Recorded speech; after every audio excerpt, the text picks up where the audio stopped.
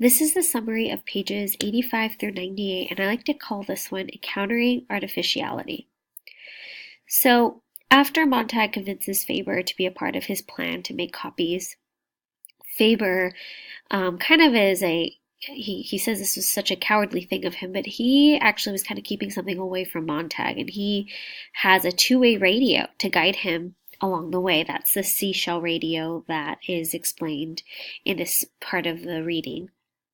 And Faber agrees to have Montag use one of the seashell radios in his ear, and Faber would serve as a guide to Montag as he's out facing Beatty and the firehouse once again.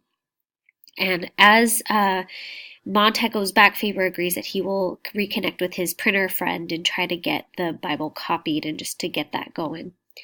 Montag finally gets home and he gets disgusted with Mildred and her friend's artificiality. There's so many of her female friends that don't like kids, that get abortions, that are really just calloused and numb to true human connection.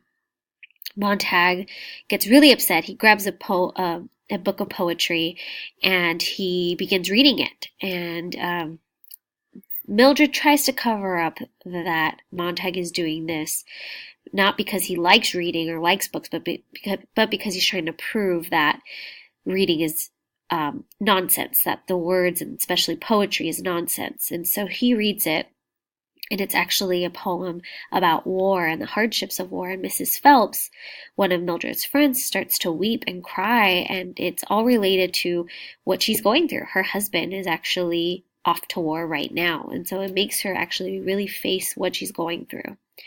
The women leave, and of course Mildred is very embarrassed, and Montag finds her burning books that he has, and so he decides to hide them in the backyard.